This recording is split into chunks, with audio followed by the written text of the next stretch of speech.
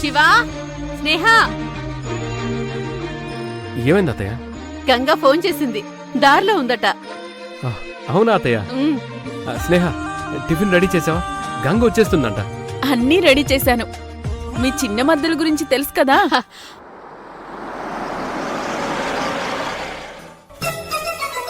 అదిగో గంగ వచ్చేసినట్టుంది. అమ్మా షుగర్, మీరు పదండి, నేను ఎర్ర నీళ్లు తీసుకొస్తాను. వెళ్ళండి.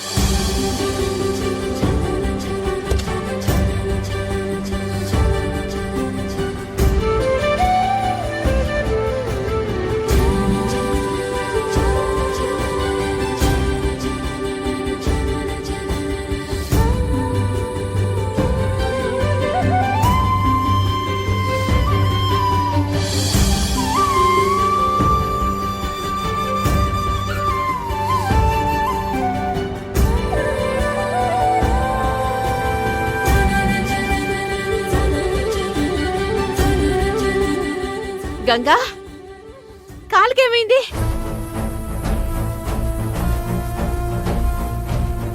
ఏం లేదమ్మా, క్యాంప్కి వెళ్ళినా కదా, అక్కడ కొండ చర్యలో జారిపడ్డాను, కాలికి దెబ్బ తగిలింది. టీటీ చేయించుకున్నావా?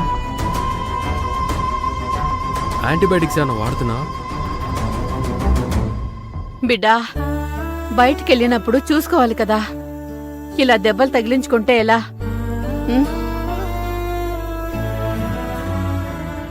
ఏం బిడ్డా, నొప్పిగా ఉందా? నా బాధ గది కాదమ్మా, వేరే ఉంది, అది నీకు చెప్పుకోలేను. ఏంటి గంగా అలా ఉన్నావు? ఏమైంది? ఏం లేదక్క.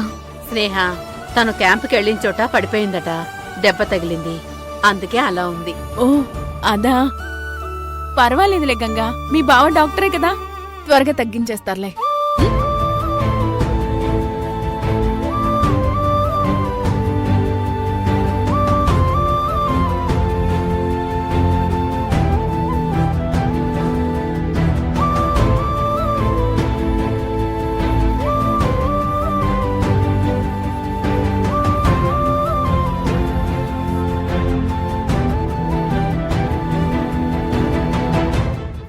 ఇలాతే పద.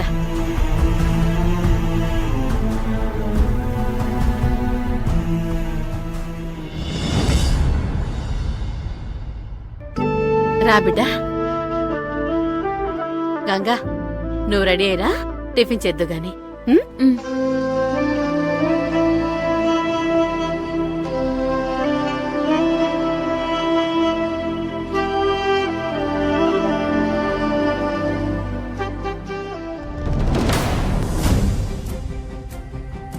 శివగారు, గంగెందుకంత డల్గా కనిపిస్తుంది? నిజంగా దెబ్బ తగలడం వల్లే అలా ఉందా? నాకు అలా అనిపించడం లేదు స్నేహ.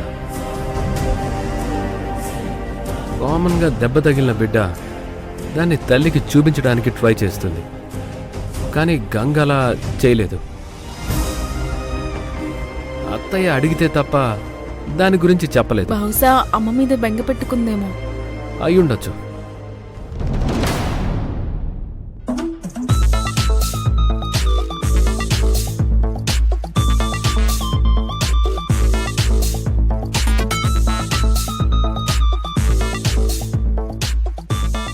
కావేరి పొన్ను వస్తుంది.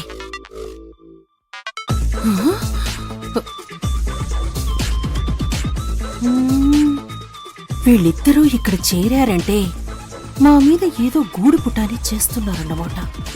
అదేంటో తెలుసుకోవాలి. కావేరి, 1 నెలలో ఆ యమజని బయట గెంటేస్తావని ప్రతిజ్ఞ చేశావు కదా, అందుకోసం నెక్స్ట్ ఏం చేయబోతున్నావు?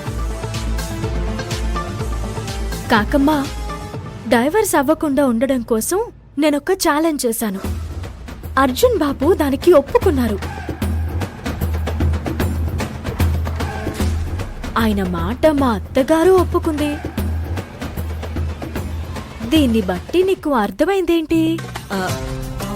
నాకేం అర్థం కాలేదు కావేరి. నాకు కూడా ఏం అర్థం కాలేదు. అర్జున్ బాబు నా వైపుకొచ్చేస్తే నేను ఏమైనా చెయ్యొచ్చు. యమజని జైలుకి కూడా పంపచ్చు. దాంతో పాటు అలను కూడా పంపించేద్దాం. ఈ మాయదారి కాకి చూసినప్పుడు నా మీదే ఉంటుంది.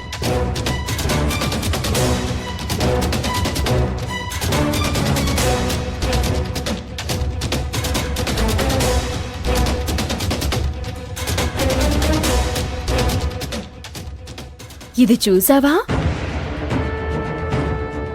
ఇది చూర్ణ మందు. ఇది మన నాటు వైద్యురాలిచ్చింది. అమ్మో, ఈ చూర్ణం నేను అర్జున్ బాబు కలిసి రాత్రి పాలల్లో కలుపుకుని తాగుతాం. దాంతో ఇద్దరం ఒక్కటైపోతాం. ఇది తాగిన దంపతుల మధ్య ఒక బంధం ఏర్పడుతుంది. వాళ్ళనింకా ఎవ్వరూ విడదీయలేరు.